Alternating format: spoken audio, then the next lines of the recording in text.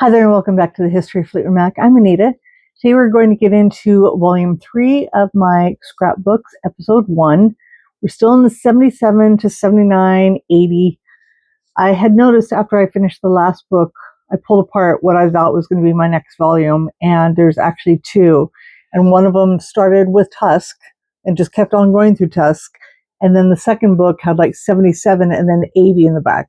So clearly I needed to take those two apart and redo them. So I just took apart everything, tried to restructure it as best as possible and bring it to you in somewhat of an order. I'm sure you've all heard this before, but I don't know, sometimes people come in on a certain video, they haven't been with me since the beginning and understand my scatterbrain and procrastination mentality. So what I'm going to go with first is I brought this up not once, but twice, 3 times a charm, right? I had brought up these photos that I had shown you last time by Scheibler. I've forgotten the gentleman's name because I couldn't have that ready or anything. Anyway, and I'd shown you, and I kept saying there was one more that was missing, and that one would be this one, which was probably my favorite. And it was actually out of the way because I had made a copy of this to give to Mary Tory, hopefully to give to Stevie. I don't think she was able to take it because she was just never sure. And I respect that. And that didn't make me, mad at all. But I think she took a picture of it. And, so at some point was hopefully able to share with Stevie. And, probably they all get this kind of stuff. But then again, they probably don't, for as many things as they probably do receive from photographers. This gentleman struck me, I could be wrong, but as more of a little bit of a novice photographer. And not somebody who worked regularly for magazines and such, just sold some work periodically and freelance, maybe is a better word. And so, this probably is something maybe she had never seen before ever. So I just thought it was great. I love pictures of Stevie with her mother, which we'll actually have a few more coming up here pretty soon. But this was to go back with all that other stuff and from was the same time at their Madison Square Garden. No, is that right? I've forgotten the date. June 29th, 1977. MSG? I think so. I think that's right. And I think I had shown you on the back of one had been, I think you saw that. That was on a couple other pages, just showing the back of where it was going to go in the newspaper and such. So anyway, I'm pretty sure that one of Stevie and her mom is the last one. There should be no more stray rogue pictures from this lot that I bought from him running around. So that was that. Again, being a little backwards with my dates and such like that, I think that I'm still not sure. I'm not sure. What date are these? Are these early, like 75, or were they closer to Tusk? I really don't know. There was a time when a bunch of these were coming out, a bunch of different people had them.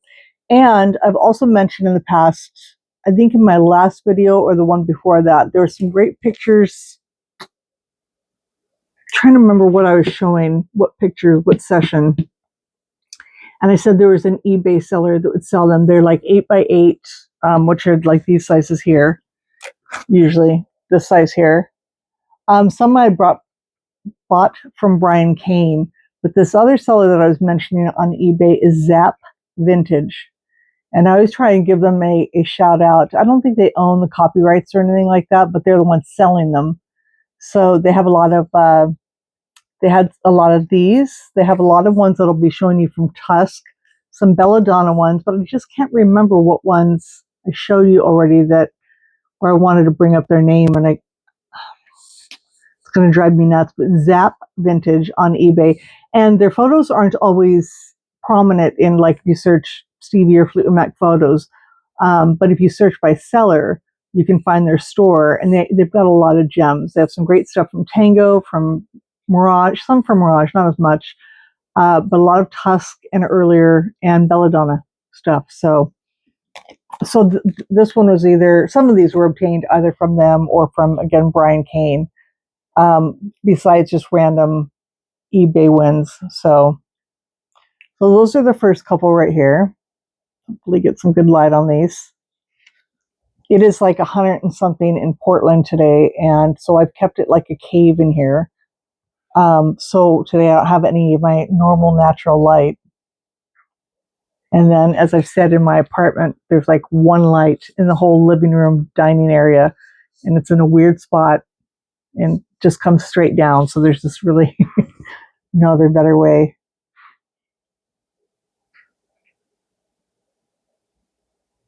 Yeah, it's super weird for Portland to be this hot. It happens.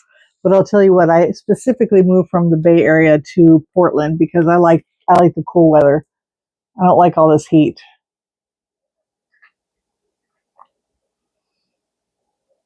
This one I think was from the tour book. This is just great. What a great outfit. It's such an unusual. I don't think it's anything she ever wore on stage. I think she might have worn that. It's like a little skirt and jacket. It's not a dress. Kind of, you can tell by back here. And also, I don't think it's this skirt, but there's another one that she wears that's very similar and it has a big hole in it. It was so funny to me. Now, if this stuff is like antique because it kind of looks like it, I could see that like kind of vintage. But the whole, it strikes me as funny, but it doesn't bother me because, like I said, it could be vintage. Um, but it's just so damn cute on her. So there's this one here, these three here. Then these are really nice. There's a lot more from this session, a lot more. But these are just the ones that I have. This one might have been an internet capture, which again is very rare for me. I normally don't do that.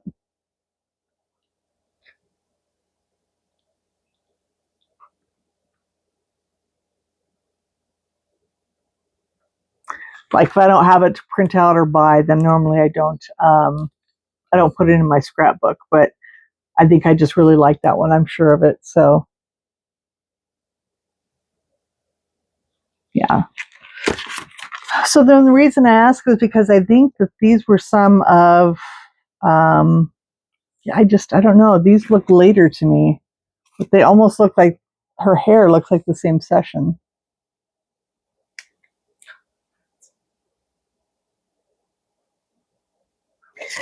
Maybe it's something similar to this I had brought up and shown in the last video.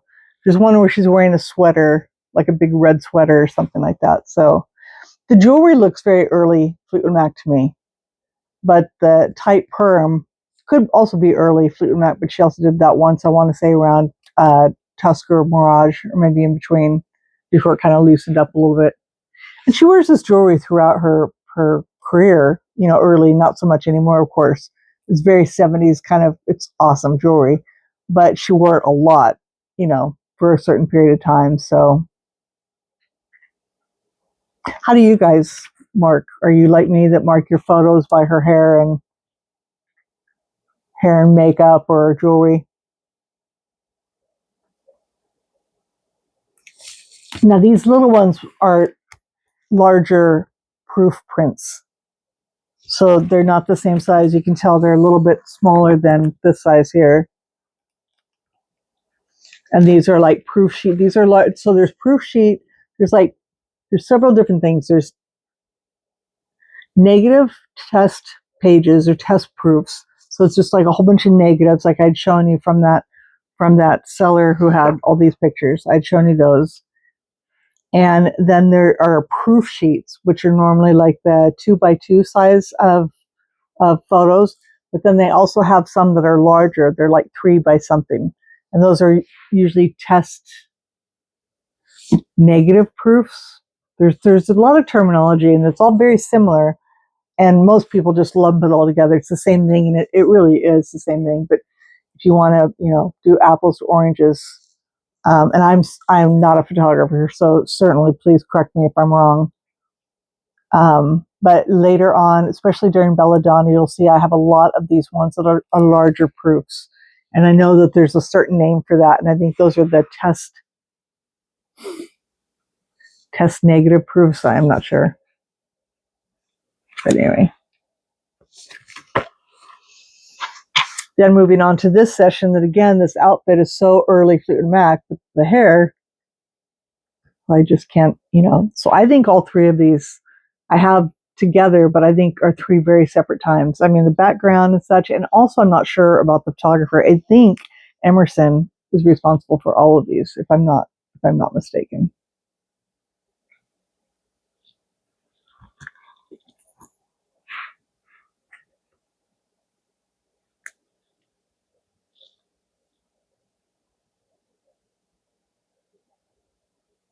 This I really like too, with this kind of iridescent paper.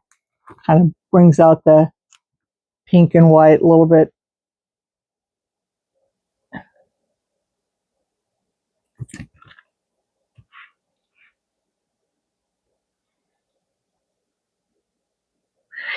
There's a large one of these. Oh no, it's something different. I think there was a magazine that came out with one of these, and then it's funny.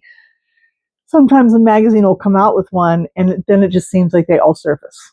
Like all of a sudden, there just tends to be a whole bunch that come out of hiding. People have them, or somebody had the negatives or proofs, and they're like, "This is a good time to sell them." It's kind of strange, but it seems like one of these came out each one of these sessions, and then bam, it just seems like a ton were coming out at the same time on eBay. Or again, Brian Kane would kind of release them in small little spurts. He'd release some, like five of them another session, then like a year later, he'll kind of come back to that first release with some more. It's kind of weird. I'm going on with the same outfit though.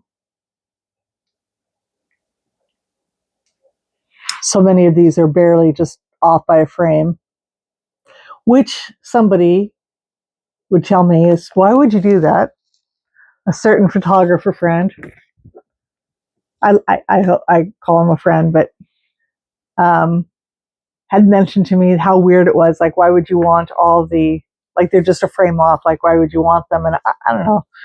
I mean, I've kind of come down a little bit, more. But when I was first confronted with that, not that he's the first person to ever say that to me, but um, it's just like the proof sheets, like seeing all the, it's kind of like a little story. It's like a flip book almost, but you're looking at each print. So in the past, when you couldn't get those, like before I even knew to buy those and stuff like that, getting a frame off just one picture was to me just another photo. It's not as important anymore, certainly if I can find them. But like if these two were on eBay in my current predicament, financially, I would probably buy one or the other or neither because I had the other ones. It wouldn't be so imperative to me to have both. But in the past, I mean, God, yeah. I mean, if this little finger was up 5 inches more, I'm like, I have to have that. Just in my nature, just in my collecting nature all these years too. I really like this one.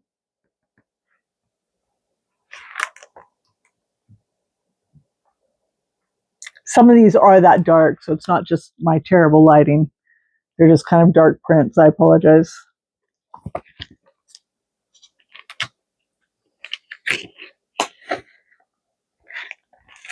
That's a little bit better.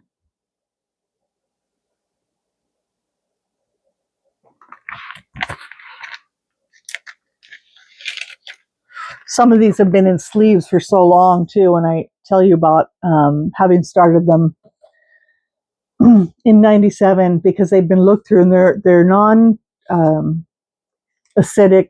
I mean, they really are the right kind of sheets and very good quality for the scrapbooking. But like I can see in the light, you probably can't really tell, but the outline of the photo has kind of gone into it. And when you look at it dead on, you're fine. But like when I go to show it, I can see all these marks and blemishes. And you kind of want to replace the paper. But like I said, these pages, they aren't cheap. You're really paying for the plastic, the little piece of white paper that's non-acidic. And then this is UV, supposedly UV protected and such. But I go through some of these older pages that I've had since 1997. I'm like, oof, these need a redo. This is just a little straggler out of a magazine that goes with all this session here. I just haven't found a place for it yet.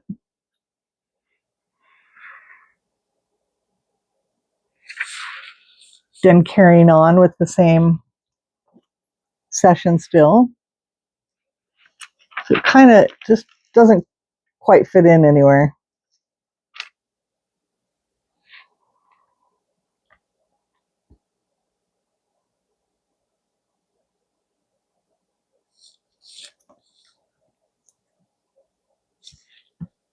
It's not there either. I have to find some more to make another page, or just find a way to blend it in.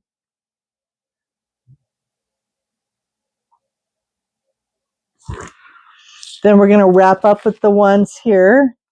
I think it goes this one. So this one's from a magazine as well, obviously. This is from the tour book, cut out from the Tusk tour book, I think.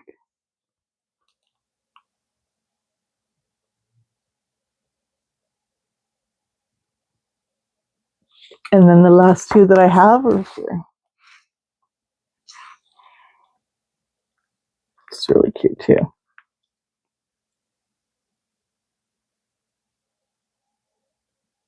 So quite a bit from that session. So again, not too sure again where they, I mean, this one came out in this magazine, and I was right about Sam Emerson. Yay me, just happened to have his name there. I'm getting pretty good at this. This picture came out like in 70.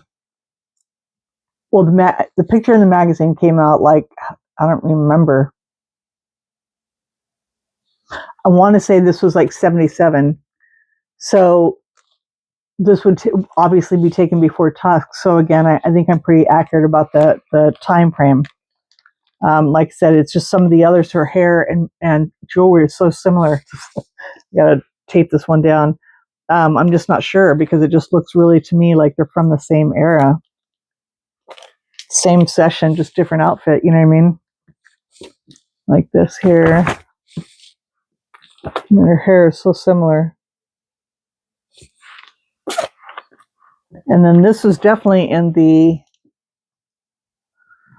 this is in the Fleetwood Mac Rumors tour book. That's what I was saying. So again, an early photo. So it obviously can't be from Tusk because, you know, can't have a picture from the future in an old